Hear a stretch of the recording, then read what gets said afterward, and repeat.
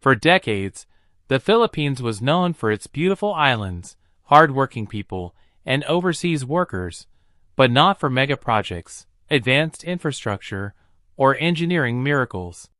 In fact, many international observers quietly assumed something uncomfortable: that a country made up of more than 7,600 islands, sitting on major earthquake fault lines, hit by typhoons every year, and plagued by bureaucracy, could never pull off world-class infrastructure at scale. But today, that assumption is collapsing. Because the Philippines has just completed projects, plural, that experts once called too expensive, too complex, or simply impossible. And what the country built is not just concrete and steel. It is a statement. A statement that the Philippines is no longer content to lag behind Asia's giants. A statement that the country is ready to reshape trade routes, military balance, and economic power in the Indo-Pacific. So what exactly did the Philippines build? Why the world said it couldn't be done? Before we talk about what was built, we need to understand the odds stacked against the Philippines. First, geography. The Philippines is one of the most geographically complex countries on Earth. Building roads, railways, bridges, or power systems means crossing deep ocean channels, unstable seabeds, volcanic zones, and typhoon corridors. Second, history. For years, major infrastructure projects in the Philippines were delayed, downsized, or canceled. Critics pointed to red tape, funding gaps, and political changes as proof that mega-projects simply didn't survive long enough to finish. Third, reputation.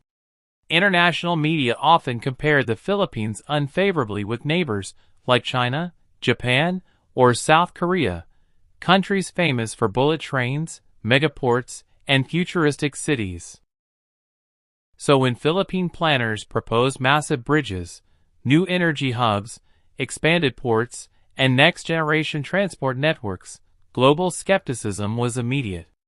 Many experts quietly said, "Nice vision, but it won't happen." They were wrong. The mega-infrastructure breakthrough. The impossible became possible through a series of interconnected projects, not just one headline build. Let's start with the most symbolic: bridging the islands. For the first time in history, massive inter-island bridge systems are physically stitching together regions that once depended solely on ferries and weather conditions. These bridges aren't just long. They are engineered to survive earthquakes, storm surges, and typhoons. Some stretch across deep water channels that engineers once avoided entirely. What used to take hours or days by sea now takes minutes by road. That alone changes everything: trade, tourism, emergency response, and national unity. Ports that can compete with Asia's giants. But bridges are only part of the story. The Philippines has quietly transformed its port infrastructure, building deep-water ports capable of handling the world's largest cargo ships. For decades, the country relied on foreign transshipment hubs like Singapore or Hong Kong. That meant higher costs, longer shipping times, and less control. Now, new and expanded ports are turning the Philippines into a direct logistics player. Cargo that once passed around the Philippines is now passing through it. This matters because global trade is being rerouted away from risky choke points, and the Philippines sits directly along the world's busiest sea lanes. The impossible idea?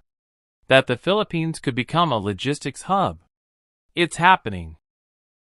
Energy projects that defied expectations. Another, impossible, claim was energy. The Philippines has long struggled with electricity costs, grid stability, and dependence on imported fuel. Critics said large-scale energy independence was unrealistic for an island nation. Yet today, the country is developing and completing offshore energy projects, modern gas facilities, renewable power hubs, and grid upgrades designed to stabilize supply nationwide. These projects are not small. They are strategic. They reduce blackouts, attract foreign investors, and most importantly, give the Philippines leverage in regional energy security. In a world where energy equals power, this shift is monumental. Airports and railways, catching up fast. Then there's transportation. New international airports are being built or expanded to handle tens of millions of passengers, using modern layouts that rival those of wealthier nations. At the same time, long-delayed railway systems are finally moving forward, connecting urban centers, reducing congestion, and lowering logistics costs. For decades, critics joked that Philippine rail projects were always coming, never arriving. Now, they're arriving. And once they're fully operational, they will permanently alter how people and goods move across the country. The strategic layer no one talks about. But here's what many commentators miss. This is not just about development. It's about strategy.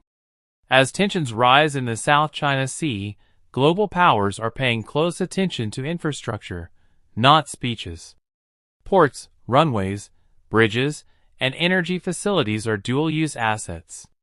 They support trade in peacetime and resilience in crisis. The Philippines' new infrastructure quietly enhances its strategic relevance without firing a single shot. That's why global powers are suddenly taking Manila far more seriously. Why this changes the country's future. The real impact is still unfolding. Lower logistics costs mean cheaper goods. Better connectivity means regional growth, not just Manila. Energy stability means manufacturing expansion. And strategic relevance means diplomatic leverage. The Philippines is no longer just reacting to regional change. It's shaping it. The bigger message to the world. Here's the uncomfortable truth for skeptics. The Philippines didn't fail because it lacked ability. It was delayed because it lacked belief. From outsiders and sometimes from itself. Now that belief has changed. And when a country of 115 million people, positioned at the crossroads of Asia, decides to build at scale, the world pays attention. The Philippines just built what the world said was impossible, not in one dramatic moment, but through persistence, planning, and quiet determination. This is not the end of the story. It's the beginning. Because once a nation proves it can do the impossible, nothing looks impossible anymore.